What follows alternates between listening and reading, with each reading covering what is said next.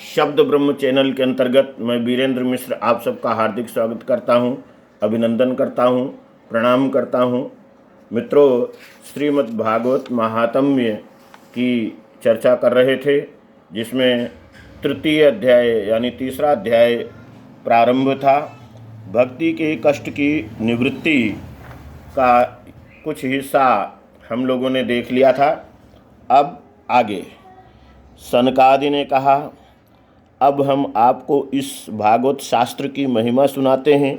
इसके श्रवण मात्र से मुक्ति हाथ लग जाती है। श्रीमद् भागवत की कथा का सदा सर्वदा सेवन आस्वादन करना चाहिए। इसके श्रवण मात्र से श्रीहरि हृदय में आविराजते हैं। इस ग्रंथ में 18,000 श्लोक और 12 स्कंध हैं तथा श्री सुखदेव जी और राजा परीक्षित का संवाद है। आप ये भागवत शास्त्र ध्यान देकर सुनिए। यह जीव तभी तक अज्ञानवश इस संसार चक्र में भटकता है जब तक क्षण भर के लिए भी अपने भी कानों में इस सुख शास्त्र की कथा नहीं पड़ती। बहुत से शास्त्र और पुराण सुनने से क्या लाभ है? इससे तो व्यर्थ का भ्रम बढ़ता है। मुक्ति देने के लिए तो एकमात्र भागवत शास्त्र ही गरज रहा है। जिस घर में नित्य प्रति श्रीमद् भागवत की कथा होती है वह तीर्थ रूप हो जाता है, और जो लोग उसमें रहते हैं उसके सारे पाप नष्ट हो जाते हैं। हजारों अश्वमेध और सैकड़ों वाजपेय यज्ञ इस सुख शास्त्र की कथा का 16वां अंश भी नहीं हो सकते। तपोधनों, जब तक लोग अच्छी तरह श्रीमद् भागवत का श्रवण नहीं करते तभी तक उनके शरीर में पाप निवास करते हैं।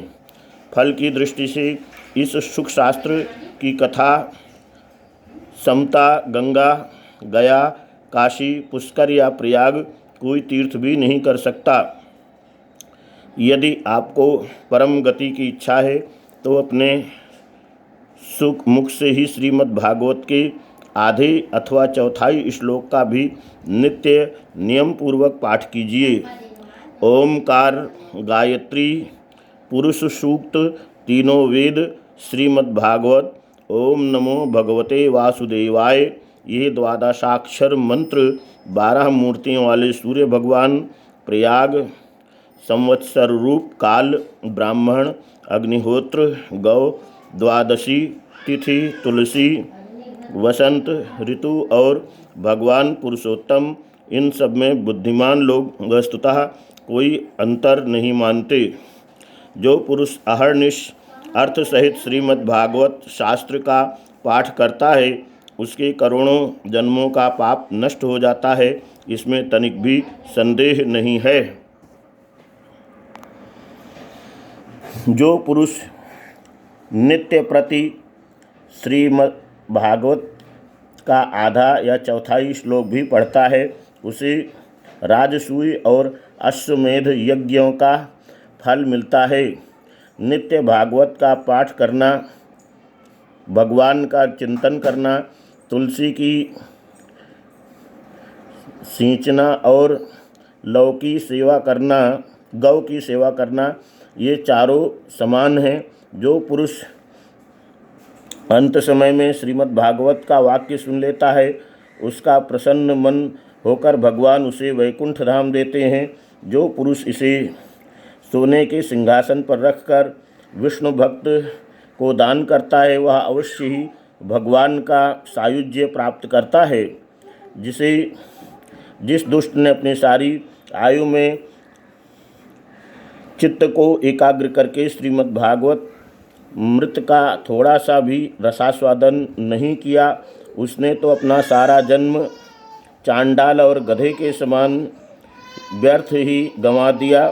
ये तो अपनी माता को प्रसव पीड़ा पहुंचाने के लिए ही उत्पन्न हुआ।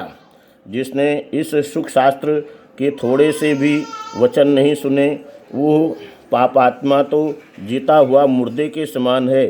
पृथ्वी के भार स्वरूप उस पशुतुल्य मनुष्य को धिक्कार है जो स्वर्गलोक में देवताओं में प्रधान इत्यादि कहते हैं। संसार में श्रीमद् भागवत की कथा का मिलना अवश्य ही कठिन है। जब करोड़ों जन्मों का पुण्य होता है तभी उसकी प्राप्ति होती है। नारद जी, आप कहें तो बुद्धिमान और योग तिथि हैं। आप प्रयत्नपूर्वक कथा का श्रवण कीजिए। इसे सुनने के लिए दिनों का कोई नियम नहीं है। इसे तो सर्वदा ही सुनना अच्छा है। सत्य भाषण और ब्रह्मचर्य ज्ञानपूर्वक सर्वदा ही सुनना श्रेष्ठ माना गया है, किंतु कलयुग में ऐसा होना कठिन है।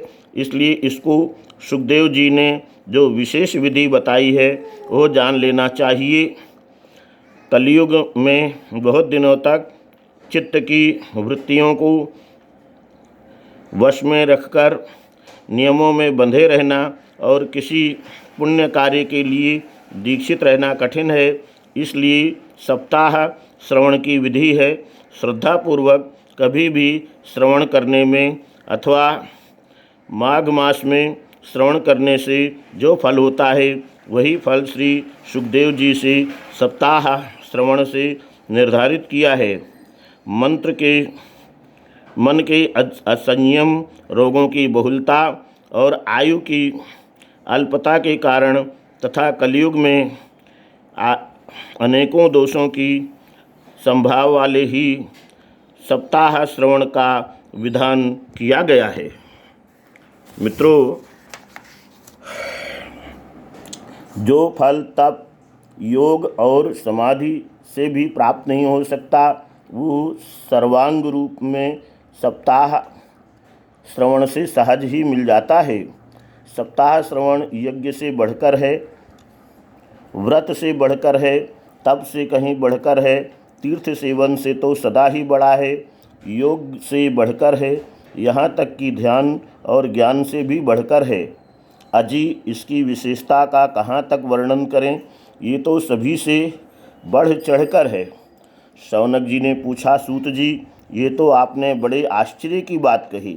अवश्य ही ये भागवत पुराण योगवेत्ता ब्रह्मा जी के भी आदि कारण श्री नारायण का निरूपण करता है, परंतु यह मोक्ष की प्राप्ति में ज्ञान आदि सभी साधनों का तिरस्कार करके इस युग में उनसे भी कैसे बढ़ गया।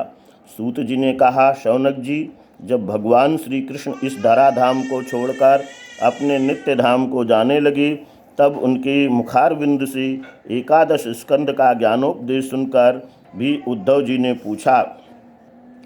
उद्धव जी बोले, गोविंद, आप तो अपने भक्तों का कार्य करके परम धाम को पधारना चाहते हैं, किंतु मेरे मन में एक बड़ी चिंता है। उसे सुनकर आप मुझे शांत कीजिए। आज घोर कलिकाल आया ही समझिए, इसलिए संसार में फिर अनेकों दुष्ट प्रकट हो जाएंगे। उनके संसर्ग से अनेकों महापुरुष भी उस प्रकृति के हो जाएंगे। तब उनके भार से दबकर यह गोरूपिणी पृथ्वी किसकी शरण में जाएगी। कमलनयन, मुझे तो आपको छोड़कर इसकी रक्षा करने वाला कोई दूसरा नहीं दिखाई देता। इसलिए भक्तवत्सल, आप साधुओं पर कृपा करके यहाँ से मत जाइए। भगवान, आपने निराकार और चिन्ह मात्र होकर भी भक्तों के लिए ही यह सगुण रूप धारण किया है। फिर भला आपका वियोग होने पर जो भक्तजन पृथ्वी पर कैसे रह सकेंगे। निर्गुणोपासना में तो बड़ा कष्ट है, इसलिए कुछ और विचार कीजिए। प्रभास क्षेत्र से उद्धव जी के ये वचन सुनकर भगवान सोचने लगे कि भक्तों के अवलंब के लिए मुझे क्या व्यवस्था करनी चाहिए। शौनक जी तब भगवान को अपनी सारी शक्ति भागवत में रख दी। वे अंतर्धान होकर इस भगवत समुद्र में प्रवेश कर गए। मित्रों, शेष अगले हिस्से में। धन्यवाद।